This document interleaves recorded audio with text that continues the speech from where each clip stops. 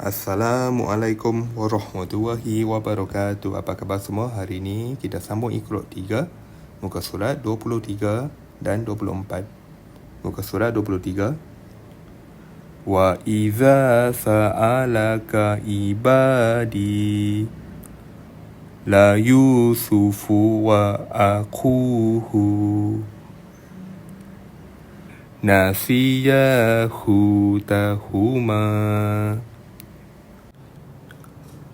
wa kharaku lahu banina aruni madza khalaqu wa kafa bina hasibina hazihi bidu'atuna wa sulasa wa ruba'a qalu taqasamu bima kasabu ma taraka. Ada arahan dekat sini.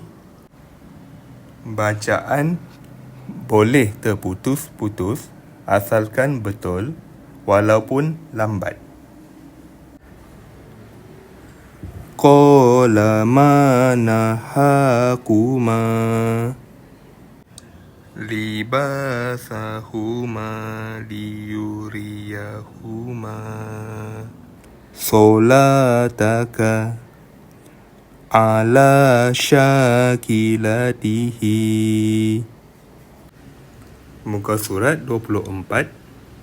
Sodaku ma'ahadu hadisu Musa kafaru bi ayati kana iqobi bima khalaqa wala ala qala la takhafa fama yakunu laka mata ina fa'akalahu wa huwa ya'izuhu wa hamana wa qaruna fiha fawakihu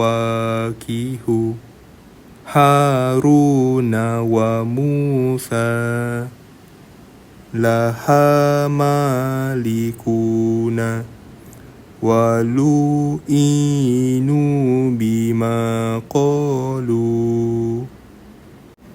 Ada arahan. Maaf, ulanglah sehingga betul dan lancar.